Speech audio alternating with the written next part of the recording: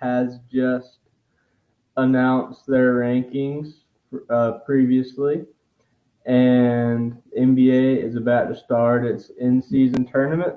So we've got a lot of news to get to. I'm excited to talk about it. Before we get into it, though, let me just remind you all to follow the podcast on millions.co. You can find us on Instagram, Facebook, X. Be sure to go to Millions, look at our merch. We've got some cool options for y'all, hats, sweatshirts, all that good stuff. So be sure to check us out at all of those places. Listen to us anywhere podcasts can be listened to. And all that being said, let's get into the biggest sporting news of the week, which is the Texas Rangers are your 2023 World Series champions. So going into last week, it was a split series, and I said that Game 3 would be the pivotal game, and that turned out to be the case. The Rangers took Game 3, 3-1. Then they quickly followed that up with two more wins to get the gentleman's sweep, 4-1 over the Diamondbacks. Now, Game 3 was 3-1. Game 4 was an 11-7 win, and Game 5, by that point, it was a foregone conclusion, essentially, who would win the series. But the Rangers were dominant. They won 5-0. And honestly, I looked at some of the highlights. I was looking at the stats on Baseball Reference, and pure and simple, I think this series kind of just came down to who hit more home runs. Because despite what the win column would reflect, statistically, this was a very even series. The Diamondbacks actually had a better batting average overall than the Rangers. They had 2 less RBIs, and their pitching had more strikeouts and only allowed 1 more earned run. So looking at all of that, you would think that it would be a relatively competitive, close-cut series. But the biggest statistical difference was that the Diamondbacks had 5 less home runs than the Rangers did. And I think those 5 home runs were what made the crucial difference in the series. I mean, aside from just getting hits when they matter the most, being able to knock in runs in one at bat, you can't really overestimate the importance of that. And it's just one of those things where sometimes they hit it and it goes out of the park. There's nothing you can really do to game plan what kind of pitch is going to be a home run and what's not. I mean, even the home runs themselves were relatively evenly distributed. I say relatively because Corey Seager, the World Series MVP shortstop for the Rangers, he did make up for 3 of the Rangers' 8 home runs. But even that being said, his batting average is only .286. So aside from his 3 home runs, he mostly was either hitting a home run or he wasn't hitting. He had 3 RBIs and 6 hits, 3 of which were home runs. So, I mean, it looked like the Rangers were just either hitting it long or not hitting. And unfortunately for the Diamondbacks, they hit it long more often than not. So Corey Seager, in his victory speech, he mocked the Astros. So it looks like there might be some shades of a Texas baseball rivalry brewing. But in the post-game conference for when the Astros won the division, they made something to the effect of that nobody thought the Astros could win the division, but here they are. And so Corey Seager basically reiterated that, except he said nobody thought the Rangers could win the World Series, but here we are. So on the whole, a very interesting MLB playoff in that none of the top teams made it to the World Series. It was all middle-seeded teams, and really none of the series were all that close except for the Diamondbacks and the Phillies. So as far as drama, there wasn't really a whole much of it outside of that one series. But, I mean, it shows you what modern day baseball is like. I mean, if you look at the just win loss record aside, if you just look at the games, you had one game that was 3-1, and the next game was 11-7, and then the game after that was 5-0. Like modern day baseball, it's gotten to be a very high scoring affair, but it also can be just as low scoring as traditional baseball. And I mean, I really think that adds a lot of variety to the game. You never know if you're going to tune in to watch a 2-1 pitch fest or if you're going to watch a 11-7 slugfest, which I think if you're a baseball purist, you're probably not a big fan of that. But for what it's worth, it probably does add more excitement, add more viewership to the game. It'll probably be a while before the ratings for the World Series come out, and this is just complete conjecture. But if I had to guess, I do think that this World Series will probably be one of the better watched of recent memory, just because one, a Texas team was involved, and that never hurts your ratings. Two, with MLB having their deal with Max to stream playoff games, I think that'll do a lot to help ratings. Now that a lot of people are cutting cable, it does make it harder to have good ratings when half of the people that would be potential viewers don't have access to watch the game if you don't have a streaming service, or if they only have streaming services. So by moving the World Series to streaming, I think it does wonders for reaching new audiences. But I'll be interested to see how that shakes out. And on the whole, interesting postseason. Unfortunate for us Braves fans out here, but better luck next year. And if nothing else can be taken away from it, it is that top-seeded teams, if they're going to stick with the 1 week bye, you don't have any excuses for not coming at that next round with your all, because you know what the pitfalls of it are. You had an idea of it last year. This year solidified those concerns, so you're going to have to find a way to adjust. And hopefully, if you're a top-level contending team, you have the willpower and have what it takes to make that adjustment. And that's what separates the great teams from the good teams. So hopefully those top-seeded teams do make that adjustment going up. Now, on to college football. The college football playoff poll released earlier in the week, and it pretty much reflected the AP poll, with the minor difference that it had Ohio State up one over Georgia, which I think is fair just because they have a much stronger schedule to this point. I mean, Georgia might probably beat Ohio State, but just based off the teams they've played to get to their undefeated record this year, I think it's valid to have Ohio State first. But the most interesting game this week, at least for me, and I will readily admit I might be biased, was Alabama beating LSU 42-28. And I've been griping about it all season, so I'm not going to waste a lot of breath on it just to avoid being repetitive. But Jalen Milroe is still Alabama's best running back. He led the team in rushing yards. He had 4 touchdowns, all from rushing. He did not throw a single passing touchdown this entire game. And he said before the game, somebody asked him what he worked on in the offseason. He said he spent the entire offseason working on his throwing because he knew he's such a good runner that it would just be a waste of time to train in that area because he's already that good, so he practiced throwing. Well, you would not know it from the way he plays, because the couple times he did throw the football, they were pretty pitiful.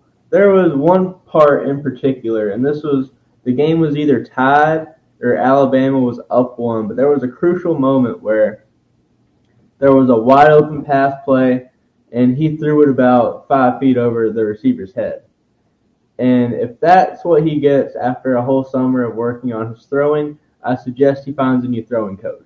Now, I'm not saying this to heap blame onto Jalen Milroe. He played absolutely fantastic last night overall. But if he's going to be a national championship contending quarterback, he really needs to work on the throwing game. Because as big of a success as running quarterbacks have grown to be able to be, it has yet to be proven in college at least, or honestly even in the NFL, a running quarterback can lead a team to a championship. And it's kind of like Victor Wembanyama, me saying that a 7'4" player can't be an all-time great. I will happily admit to being wrong when that happens, but until then, I will sit confidently with history on my side in saying that running quarterbacks can't win championships. So, with that being said, Jalen Milroe needs to work on his arm. Now, he wasn't the only quarterback that was running his tail off yesterday because LSU quarterback Jaden Daniels actually had more rushing yards than Jalen Milroe did. And honestly, as much as I prefer quarterbacks who throw, I was having a great time watching their duel until Daniels went down due to concussion protocol around the third quarter. Now, this game, it was really a back and forth fun game to watch, but in the second half, Bama was firmly in control, and it was the most efficient game I believe they've played all season against real competition. The scoring was up, the penalties were down, they had a lot of third down conversions, which is what you really want to see, and it's just really been good to be able to watch them finally start to fire on all cylinders when they're nearing down the home stretch of the season. Now, unfortunately, despite beating the number 14 ranked team, it did nothing to improve their rankings in the AP poll. They're still ranked 8th.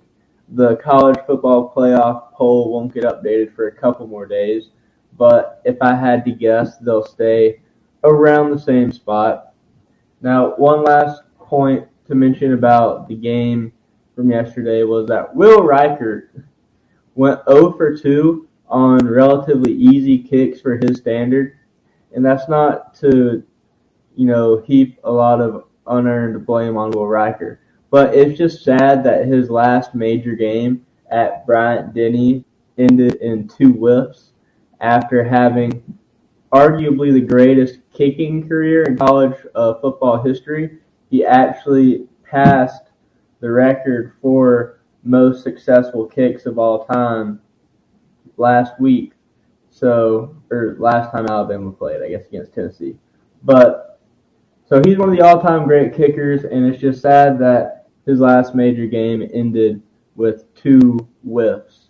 But hopefully he can regroup and find himself and go back to being regular Will.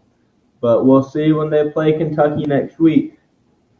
Now, Georgia beat Missouri 30-21 in a game that was pretty down to the wire as far as Georgia goes, at least. Carson Bett did a good job, had a high conversion rate, had a lot of yards thrown, roughly like the low 200s to mid 200s.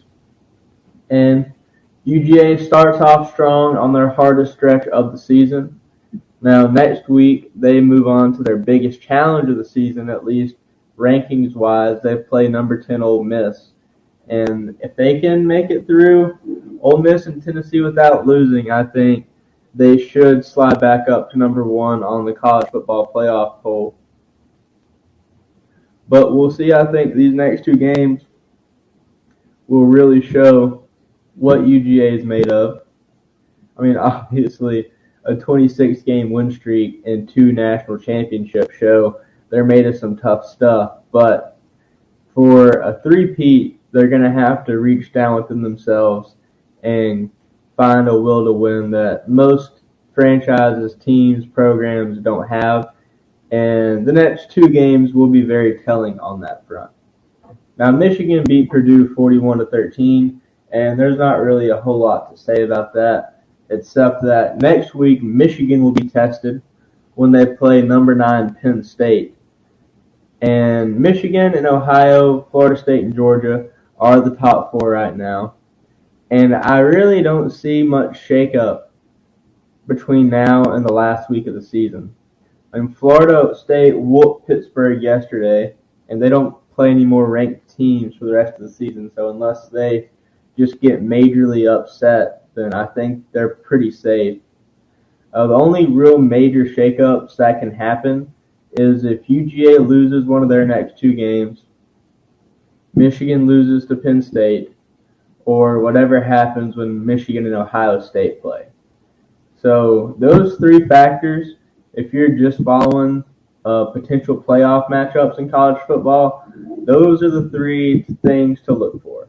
UGA, Ole Miss, and Tennessee, that 2-game stretch, and Michigan against Penn State and Michigan against Ohio. Aside from that, I really don't see any possibilities of a major shakeup in the regular season. Now, in the postseason, this is, as an SEC homer, what is super exciting for me is it's looking like we might get UGA and Alabama again for the SEC championship.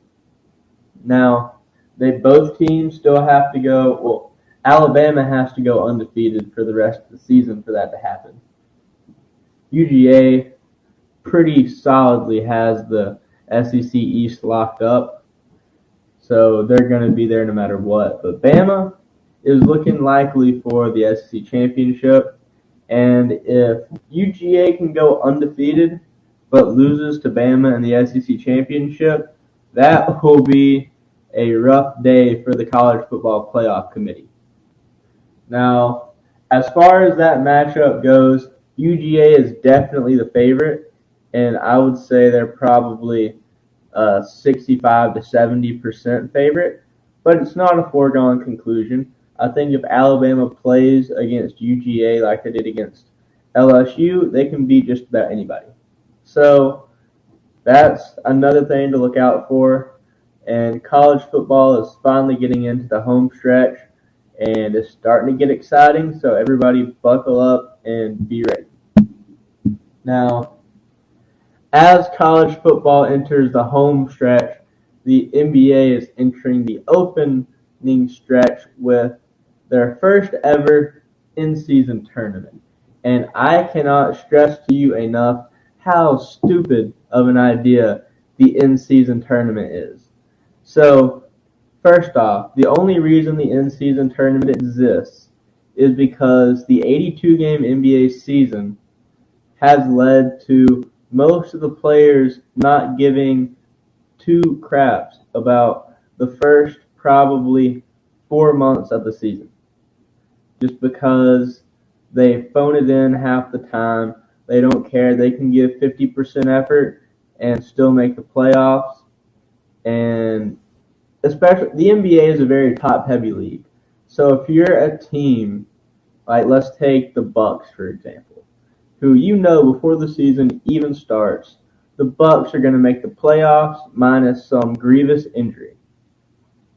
So if you're the Bucks and you know that you have arguably the most talented team in the Eastern Conference, and all you have to do is make it to the playoffs, and once you're in, your talent will put you over just about anybody, regardless really of where your seeding is within the playoffs, then all you have to do is really just phone it in. If you just phone it in and you're the Bucks, you'll still probably win at least 45, 50 games, just if you phone it in the entire season. Now, you have to selectively try. You'll phone it in this game against the Hornets, but you'll try in this game against the Warriors. And so doing that, it'll put you at like 55 wins. And you'll solidly coast to an upper seed team in the Eastern Conference, and then you can actually try once the playoffs roll around. So that's kind of the mindset of NBA players and how they've been just wasting everybody's time essentially in the regular season That's why you see load management starting to be a thing, because they're such a waste of their time, they're deciding to not even play the games. And so to combat this, Adam Silver has made the in-season tournament in order to try to incentivize them to try harder in the regular season. The only problem with that is there's no reward for winning the in-season tournament aside from an extra $50,000 to each player, and you get the NBA Cup. So if you're trying to incentivize them to try harder, I mean, maybe I'm wrong. Maybe they just really like money that much. But if you're making, and obviously this only applies to the top level players. I mean, to a bench like level player, like if you're the 10th man on the roster, $500,000 is a lot of money to you. But you're also not good enough to where whether you try hard or not, it doesn't make much of a difference to the team. The only people that really phone it in are the superstar level players, and those are the players that $500,000 essentially means nothing to them. If you take Kevin Durant, for example, just as a good idea of somebody who's known to phone it in the regular season a good bit, his net worth is, let's see, actually type in Kevin Hart. Kevin Durant is worth $300 million. So do you think the prize of $500,000 is really going to make him try that much harder in the regular season? Call me skeptical, but I don't see it. Now, a lot of people said that a good incentive would have been to say whoever wins the in-season tournament gets an immediate ticket to the NBA playoffs. Now, I think if you get lucky somehow and win the tournament, like I don't know how much I agree with that logic, but if you're I think the tournament in general is stupid and should not exist. But if you're going to take it and it does exist, I think that would be a good beneficial incentive to try to get these people to try harder. But it might also be counterproductive because let's say the Warriors or the Clippers go all out for the next month, and then they immediately, you know what, we punched our ticket to the playoffs. Then they're just not going to try as hard again, and you're back at the same place that you were. So, I mean, really, aside from cutting down the amount of games, I don't see a way to incentivize players trying harder in meaningless games, aside from just doing what the league already did in the offseason and crack down on load management.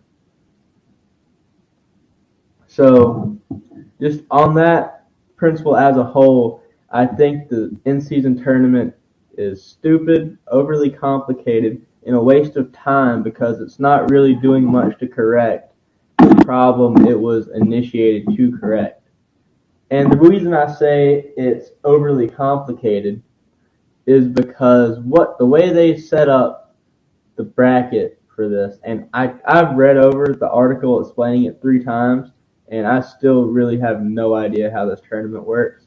So they took both conferences and they divided them up into 3 sections, and the teams that are in each section were assigned by a random lottery. Now the reason that's stupid is because the conferences were already divided up into 3 divisions, and it just seems like if you're going to do that, why not just make each section the same as the divisions within the conference instead of having 3 sections, A, B, and C, that are full of just teams randomly thrown together. Now, I think the division approach would have been better just because there's really not much. Divisions in basketball don't mean much. So it would have been a good way to revive interest in the divisional system because the overall record is what's important in the NBA playoffs. So, for example, if you take the South Atlantic Division or the Southeast Division, the way it works is just the league looks at the overall record. So right now, the top team in the Southeast Division is the Hawks, and they have a 4-2 record. But they're the third seeded team in the Eastern Conference because the top two seeded teams are both in the Atlantic Division, the Celtics and the 76ers. And it is worth noting that the Celtics are the only team still undefeated. But instead, I wish the NBA took the baseball approach, where if you win your division, you're out in the playoffs, and your seed reflects your overall record. But the division, that's your ticket, and the second place teams don't make the playoffs unless they make it into the wild card. The NBA playoff does not have a wild card. It is purely at the end of the season. We're looking at all the records, and whatever 8 teams have the best records, they're in the playoffs. It doesn't matter what the divisional divide is within that, and I just think that it kind of makes divisions meaningless. I don't know if it's statistically possible, but theoretically, you could have 5 of the 8 teams from the same division if they were all just super loaded. So I think that the way they divided up the NCAA tournament would have been a great way to make divisions matter, and they decided not to do that and instead just do random lotteries, and it just doesn't make sense. And then once they do this random lottery, they have 2 different brackets, and all the teams play, and obviously they have 2 different brackets, and once you lose, you go to the other bracket, and it's just a mess. There are separate winners' purses for each team. There's going to be a MVP of the tournament. It just seems like a lot of complicated stuff for a tournament that means nothing. And the reason it's so complicated is because Adam Silver lifted the idea from soccer, which,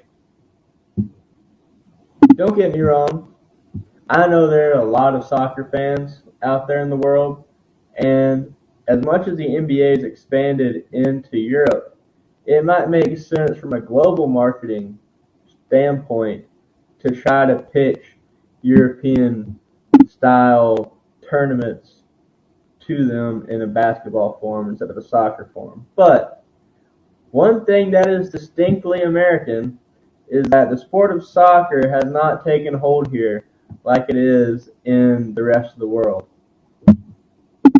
And most of the American public doesn't really care for soccer. And so to take a league that is mostly based, despite it is having more international appeal, is mostly an American-based company, trying to use the format of a European sport that most Americans are apathetic towards just doesn't make a lot of sense. So clearly not a fan of the in-season tournament, but it is starting this week, so we'll see what players have their lives changed by that $500,000. Aside from that, we've got James Harden making his Clippers debut tomorrow against the Knicks. The poor Knicks, it seems like everybody just knows their chump change, and so it's an easy way for James Harden to get a good feel-good moment in his first game as a Clipper. And this doesn't surprise me, but at the same time, it kind of does.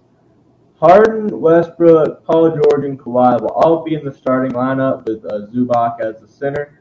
So it'll be interesting to see how all those play styles mesh. I mean, I guess the best way to do